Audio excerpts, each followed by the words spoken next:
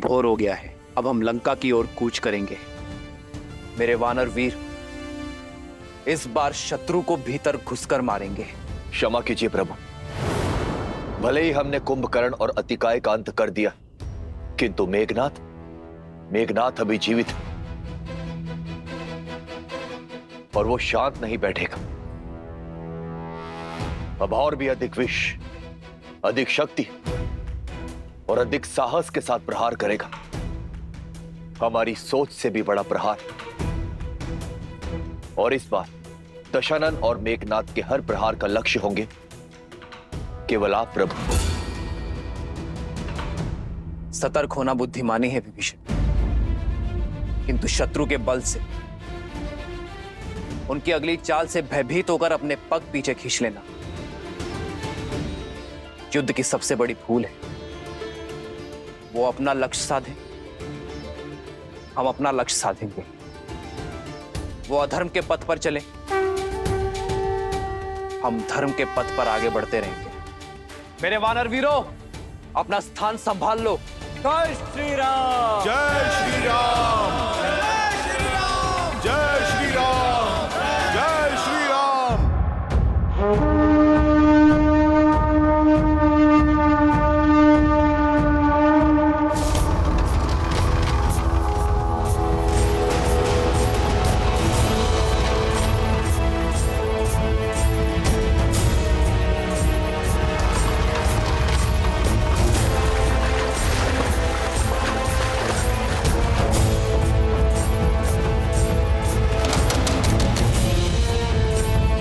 ये उनका कौन सा नया छल है विभीषण जी?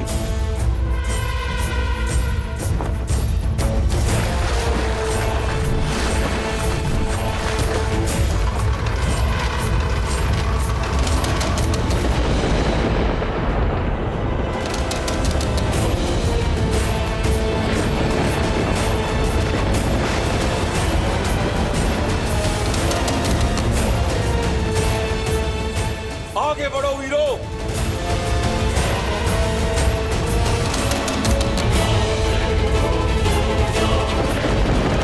मरकटो, जिसके पीछे तुम युद्ध भूमि तक खिंचे चले आए, कहां छुपा बैठा है तुम्हारा वो प्रभु? तुम सब निष्पाप वानरों को मृत्यु के मुख में ढकेल कर कहां अपने जीवन का आनंद ले रहा है वो?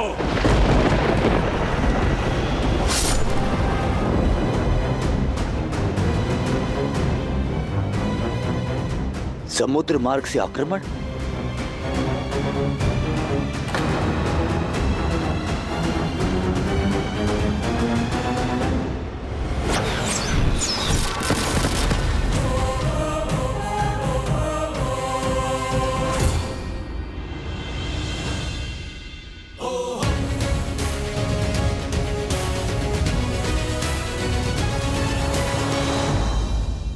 अपनी पत्नी को लंकेश की छत्र छाया में छोड़ कहां भटक रहा है तुम्हारा स्वामी? राम, सामने आओ। छिपने का कोई लाभ नहीं है। सामने आओ और करो साक्षात्कार अपने काल से, इस मेघनाथ से। साक्षात काल का दूसरा नाम युवराज मेघनाथ पहुंचे हैं युद्ध भूमि में। पिछली बार युवराज के नागपाश से बच गए, वो भी देवताओं के छल के कारण। पर अब देवी निकुंभला का महाशक्ति अस्त्र युवराज के पास है। अब राम का बचना असंभव है। मेघनाथ का बल और शक्ति अस्त्र की शक्ति तो मिलकर पूरे ब्रह्मांड को निगलने में सक्षम है। मेघनाथ ने जिस अस्त्र को अर्जित किया है, उसका काट किसी के पास नहीं है। उसका लक्ष्य भी निर्धारित है और मंशा भी। क्षमा करना पुत्री, किंतु अब संकट के बादल गहराते जा रहे हैं।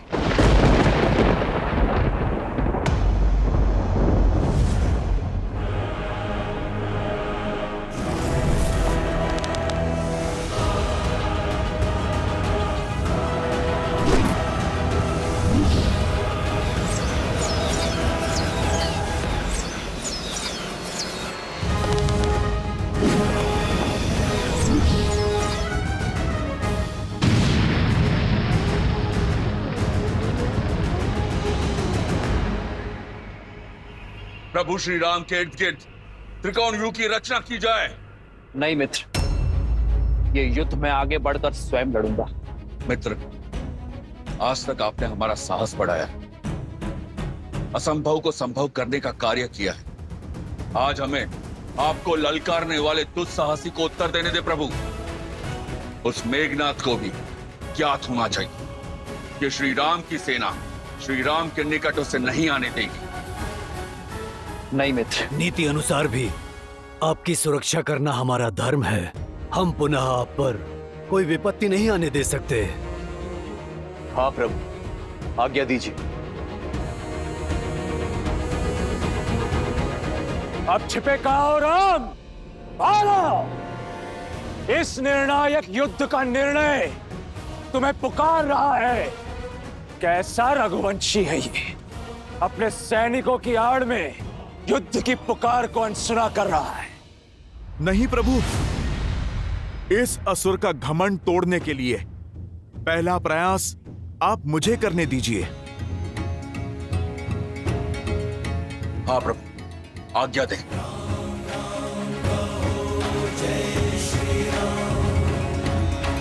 राम राम कहो जय श्री राम, दशरथ नंदन राजा राम। राम नाम भजते हनुमान, अवध बिहारी राजा राम।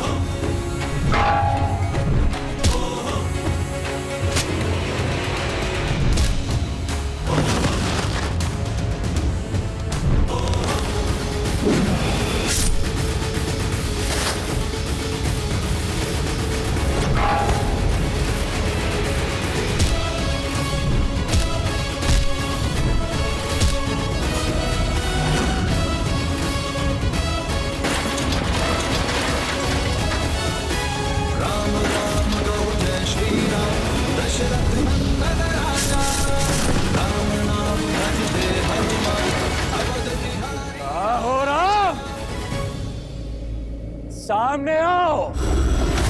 जय श्री राम। मेघनाद, भगवान तक पहुंचने से पहले तुम्हें इस भक्त का सामना करना होगा। मूर्ख वानर, आज मेरे समक्ष आकर बहुत बड़ी भूल कर दी तुमने। भूल तो हुई है मुझसे, जो पिछली बार मैंने तुम्हें जीवित छोड़ दिया। भूल गए? पिछली बार तुम्हारे समक्ष मैंने अपने नागपाश से तुम्हारे प्रभु को मृत्यु के निकट पहुंचाया था। आज तुम्हारे ही समक्ष मैं उस राम को मृत्यु तक पहुंचाऊंगा। जय श्री राम।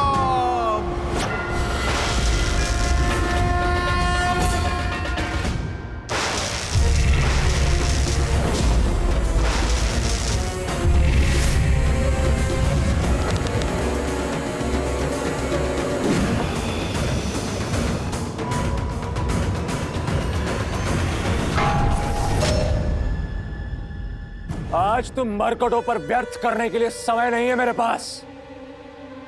सूर्यास्त से पूर्व इस युद्ध का अंत करना है मुझे। अपने अभेद्य शक्ति अस्त्र से उस राम को भेदना है मुझे।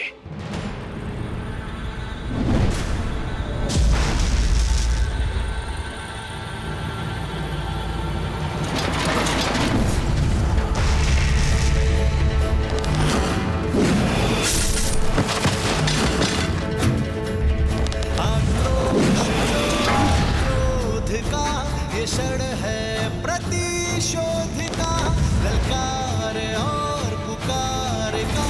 ये क्षण है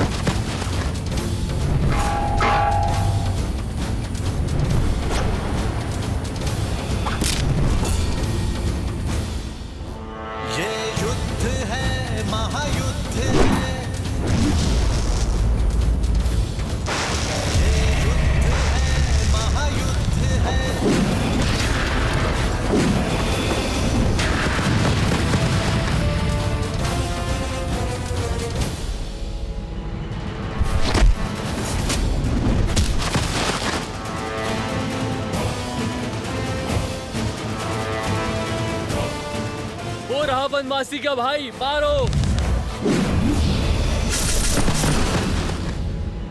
मेघनाथ का लक्ष्य स्पष्ट है लक्ष्मण भैया, वो लगातार प्रभु श्री राम की ओर बढ़े जा रहा है।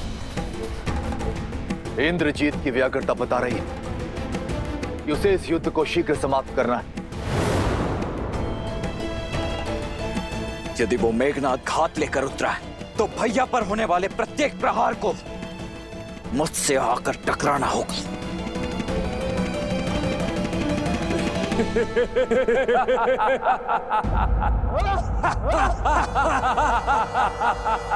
देखो राम, कितने अकेले हो तुम्हें अकेले ही अपने काल का सामना करना होगा। युद्ध से पहले परिणाम का उत्सव मनाना वीरता का प्रमाण नहीं है मेघनाथ। जिस प्रमाण और परिणाम की तुम बात कर रहे हो वो मुझे अपने नेत्रों से स्पष्ट दिख रहा है। वो तुम हो जो नियति से आंखें मूंद रहे हो।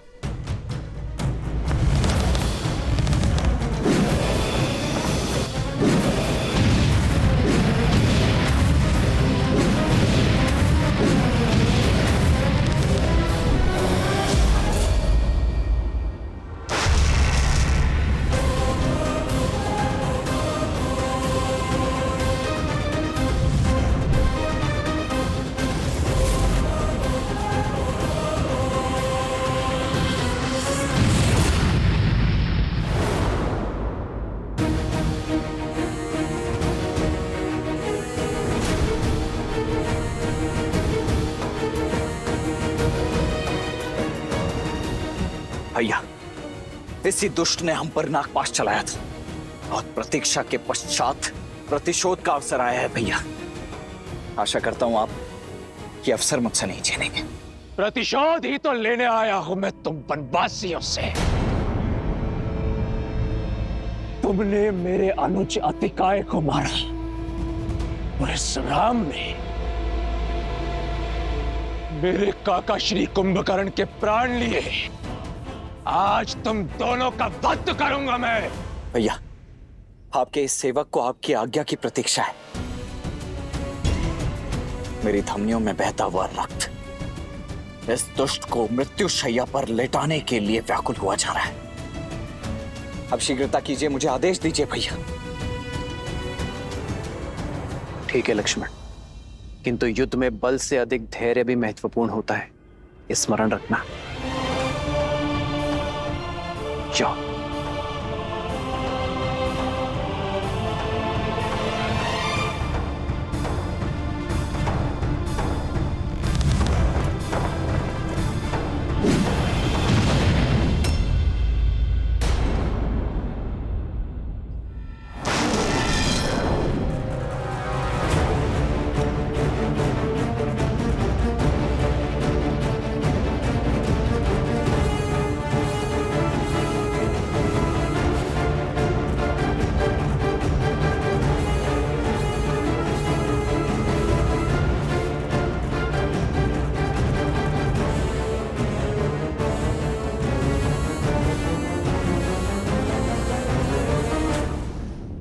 क्या लगता है तुम्हें लक्ष्मण, हम दोनों के मध्य आकर तुम अपने भ्राता श्री को बचा लोगे? यदि शौर्य से लड़े होते तो इसका उत्तर मेरे भैया ही दे देते तुम्हें, परंतु तुमने तो कायरता की पराकाष्ठा ही पार कर दी। यदि इतने ही भयभीत हो तो यहाँ युद्ध भूमि में क्या कर रहे हो तुम? ये छिपने छिपाने का खेल खेलने के लिए वहां लंका में कोई नहीं मिला। मेरे भैया एक गंभीर व्यक्तित्व के योद्धा हैं। वो बालकों के साथ क्रीड़ा करने में रुचि नहीं रखते हैं, किंतु उनका ये अनुज तुम्हें तुम्हारी क्रीड़ा का स्वाद अवश्य चखाएगा। आओ खिलाऊं तुम्हें खेल। ठीक है बालक, पहले तुम्हारा खेल समाप्त करता हूं। तुम्हारे लिए छल या माया नहीं, इंद्रजीत का बल ही पर्याप्त है। अब पहले तुम्हारा संहार होगा और फिर इस राम पर प्रहार। तुम दोनों वनवासियों का शीश काटकर अपने पिता को उपहार में देना है मुझे।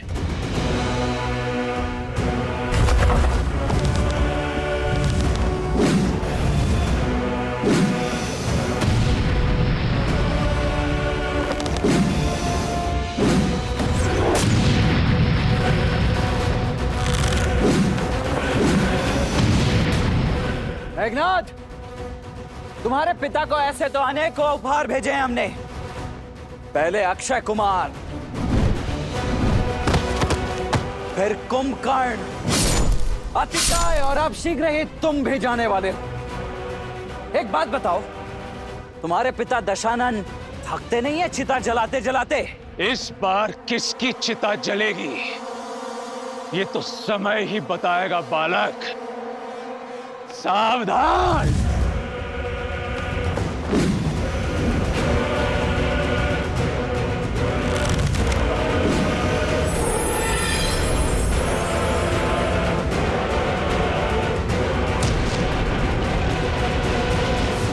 बस यही थी सर्वशक्तिशाली मेघनाथ की शक्ति, अति बलशाली इंद्रजीत का बल।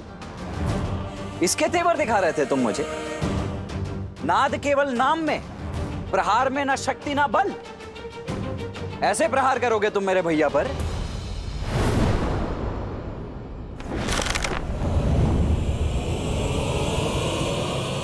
आग्नेयास्त्र।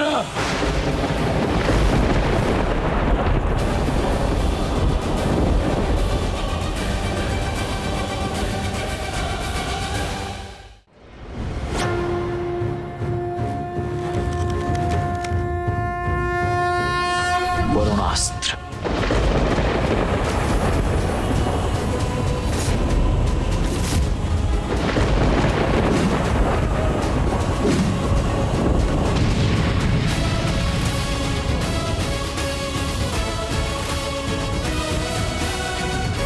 लो, ये दिव्यास्त्र भी व्यर्थ हो गया तुम्हारा।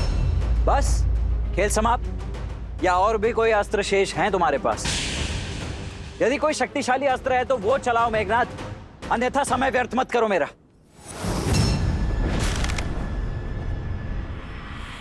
पशुपतास्त्र।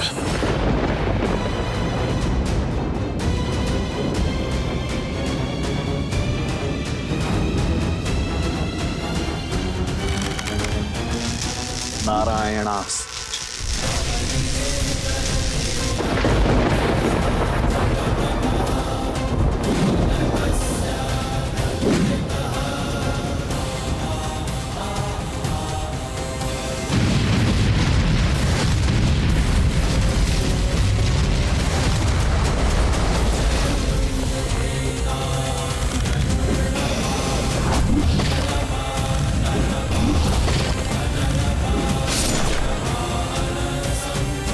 मेरा उपहास उड़ाकर आज तुमने अपनी मृत्यु को आमंत्रित किया है। अब भुगतो। अब पहले तुम्हारा अंत होगा और फिर तुम्हारे भ्राता राम का।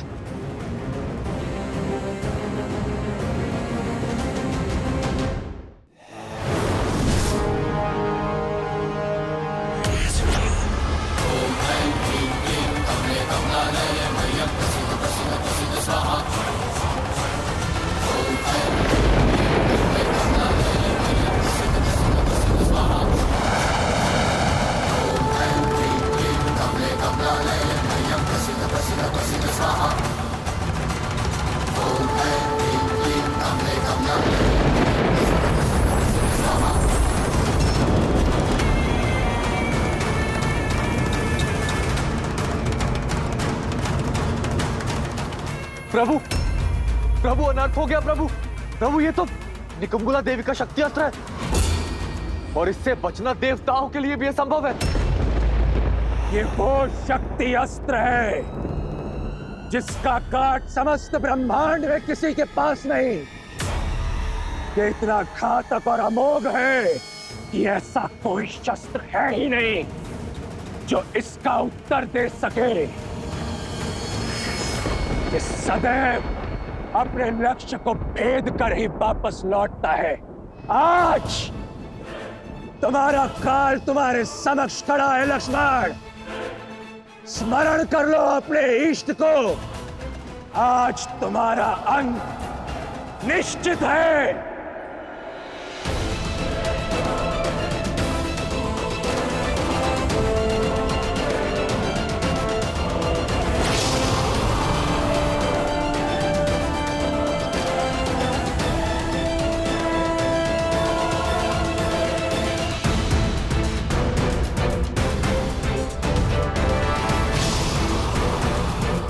श्री राम।